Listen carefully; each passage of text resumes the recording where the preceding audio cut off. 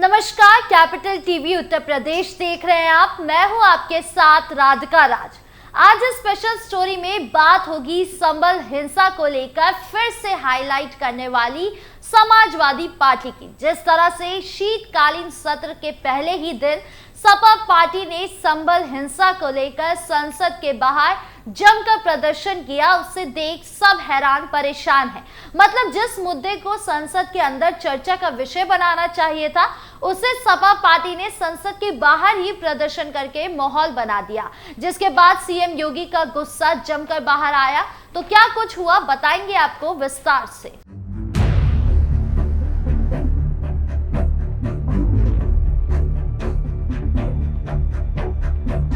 उत्तर प्रदेश विधानसभा में संभल हिंसा का मुद्दा समाजवादी पार्टी की ओर से उठाया गया। विधानसभा में संभल पर समाजवादी पार्टी के विधायक महबूब अली ने बोलना शुरू किया। विपक्ष के नेता ने सपा की तरफ से महबूब का नाम अध्यक्ष के सामने रखा। विधायक ने कहा कि संभल में पुलिस ज्यादती हुई है। विधायक ने कहा कि संभल में पुलिस ज्यादती हुई है। सपा विधायक ने कहा कि संभल के अधिकारी नए हैं। घटना को लखनऊ से कंट्रोल किया जा रहा है। संभल की जामा मस्जिद पर पता नहीं इतनी नजर क्यों है। बीजेपी राजनीतिक फायदा के लिए ये सब कर रही है। हम बटेंगे नहीं, हम एक हैं।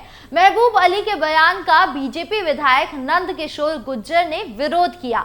उन्होंने कहा, हम पर शक की नजर से क्यों देखा जा रहा है। दरअसल यूपी विधानमंडल के दोनों सदनों यानी विधानसभा और विधान परिषद सोमवार से शीतकालीन सत्र की शुरुआत से पहले समाजवादी पार्टी के सदस्यों ने विधानसभा परिसर में जमकर नारेबाजी की। सत्र शुरू होने से पहले सपा विधायक और विधान पार्षदों ने संभल समेत कई मुद्दों पर नारे लिखी तख्तियां हाथ में लेकर चौधरी चरण सिंह की प्रतिमा के निकट सरकार के खिलाफ प्रदर्शन किया। विधायकों ने उठाए ये मुद्दे। सपा नेताओं ने किसानों की फसल का न्यूनतम समर्थन मूल्य यानी एमएसपी देने का वादा पूरा न होने, बेरोजगारी, पेपर लीक और पुलिस द्वारा किए जा रहे अत्याचार जैसे तमाम मुद्दे उठाए। सपा विधायकों ने संभल हिंसा में मारे गए लोगों के परिजनों के लिए न्याय की मांग करते हुए नारेबाजी की। सपा विधायक और विधान पार्षदों ने यह भी आरोप लगाया कि राज्य सरकार इन मुद्दों की ओर से ध्यान नहीं दे रही है और आम जनता के हितों की अनदेखी कर रही है। याद दिला दूं कि इससे पहले सपा के विधान पार्षद आशुतोष सिन्हा महंगाई के विरोध में साइकिल चलाते हुए सदन पहुंचे थे। सरकार पर सपा के आरोप। विपक्ष का काम है सत्ता को उनका काम याद दिलाना, लेकिन उसका भी एक तरीका है। आप सांसद के अंदर अपने मुद्दे उठा सकते हैं, लेकिन ऐसे करने से क्या होगा, एक बार आपको विस्तार से बताते हैं कि सरकार पर सपा ने क्या आरोप लगाए हैं। किसानों के मुद्दे पर सरकार को घेरा। सपा विधायकों का कहना है कि योगी सरकार किसानों को उनके न्यूनतम समर्थन मूल्य यानी एमएसपी का हक दिलाने में नाकाम रही है। उन्होंने आरोप लगाया कि सरकार ने किसानों से किए गए वादे पूरे नहीं किए हैं। किसान का हक मार रही है सरकार। सपा नेताओं ने कहा कि राज्य के किसानों को उनकी फसलों का उचित दाम नहीं मिल रहा है। गन्ना किसानों के बकाये भुगतान में देरी पर भी सवाल उठाए। कृषि कानूनों और एमएसपी पर स्पष्ट नीति की कमी के कारण किसानों की हालत दिन पर दिन खराब हो रही है। इसके अलावा महंगाई और बेरोजगारी पर भी हमला किया। सपा ने बढ़ती महंगाई और बेरोजगारी को लेकर भी सरकार को कटघरे में खड़ा किया। पेट्रोल, डीजल और घरेलू गैस के बढ़ते दामों पर सपा ने सरकार की नीतियों को जन विरोधी बताया। युवाओं के लिए रोजगार सृजन और सरकारी भर्तियों में पारदर्शिता के अभाव को लेकर सरकार पर निशाना साधा। इसके अलावा कानून व्यवस्था पूरी तरह से फेल है, ये भी समाजवादी पार्टी ने कहा। उन्होंने कहा कि उत्तर प्रदेश में बढ़ते अपराध और सांप्रदायिक तनाव को लेकर योगी सरकार की आलोचना की। हाल ही के दंगों और महिलाओं के खिलाफ अपराधों में बढ़ोतरी पर चिंता जताई।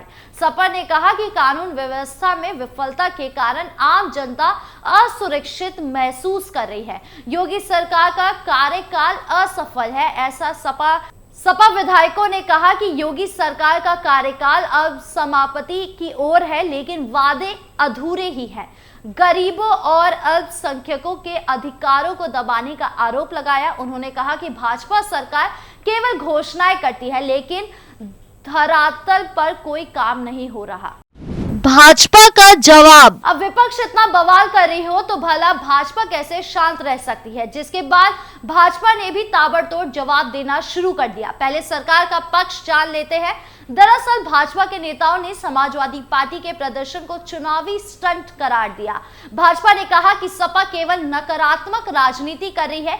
सरकार का दावा है कि किसानों और युवाओं के लिए कई योजनाएं सफलतापूर्वक चलाई जा रही है। कानून व्यवस्था में सुधार को सरकार ने अपनी बड़ी उपलब्धि बताया, तो वहीं भाजपा ने पलटवार करते हुए कहा। भाजपा ने सपा पर भी आरोप लगाए कि उनके शासनकाल में अपराध और दंगों का बोलबाला था। भाजपा ने कहा कि योगी सरकार के तहत प्रदेश में कानून व्यवस्था में बड़ा सुधार हुआ है।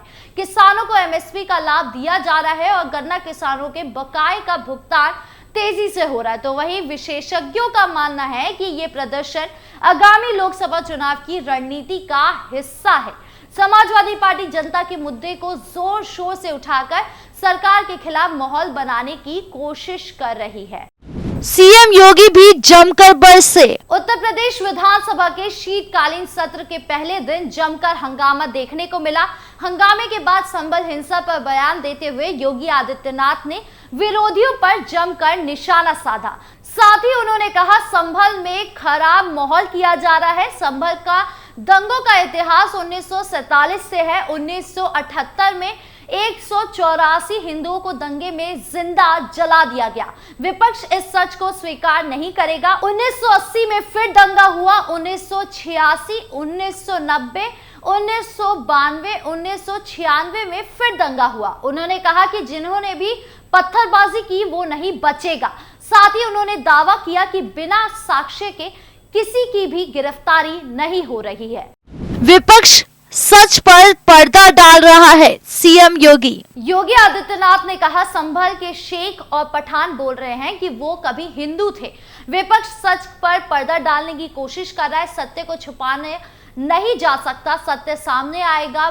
बाबरनामा कहता है कि मंदिर को तोड़कर मस्जिद बनाया गया। विष्णु का 10वां अवतार संभल में होगा। ये तो केवल सर्वे की बात थी। उन्होंने कहा कि सर्वे 19 और 21 नवंबर को भी हुआ था। 23 नवंबर को भी जुम्मे की नमाज के दौरान जो तकरीरें दी गई उससे माहौल खराब हुआ। इसी के साथ सीएम योगी ने हिंदुत्व का साथ देते हुए कहा कि हमारे पास हर हर महादेव और जय श्री राम के नारे हैं। हमें किसी और नारे की जरूरत नहीं। जुलूस में डीजे पर बजने वाले गाने को अश्लील कहना गलत बात है, जबकि उसमें भजन बज रहे थे। बाबरनामा में मीर बांकी ने खुद हरिहर मंदिर को तोड़ने का जिक्र किया है। कुंदरकी की जीत सनातन की जीत है। बाबरनामा को जरूर पढ़ना चाहिए। सीएम योगी ने कहा कि बाबरनामा को जरूर पढ़ना चाहिए। सपा विधायक आज सदन में बोल रहे थे, जिस दिन उन्हें अपनी जड़ें याद आएगी तब उन्हें समझ आएगा। मुहर्रम का जुलूस हो या कोई भी मुस्लिम समाज का जुलूस हो तो हिंदू इलाके से शांति से निकल जाती है, लेकिन जब हिंदुओं का कोई जुलूस किसी मस्जिद के बगल से गुजरता है तो दंगे क्यों हो जाते हैं।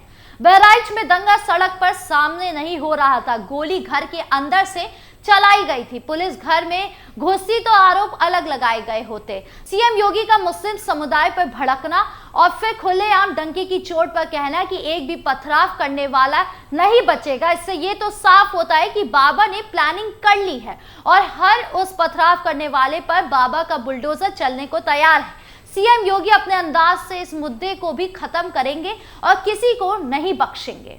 सत्र की शुरुआत से पहले ही दिन हुए इस प्रदर्शन ने राजनीतिक माहौल को गरमा दिया है। विपक्षी दलों के बीच एकजुटता की संभावना भी बढ़ी है। ऐसे में देखना दिलचस्प होगा कि सत्र के दौरान विपक्ष और सरकार के बीच बहस किस दिशा में जाती है। क्या इससे जनता का कोई फायदा होगा भी या नहीं? आपको क्या लगता है? कमेंट बॉक्स में जरूर बताएं। वीडियो अच्छी लगी हो तो लाइक शेयर करें और चैनल को सब्सक्राइब करना ना भूलें। नमस्कार।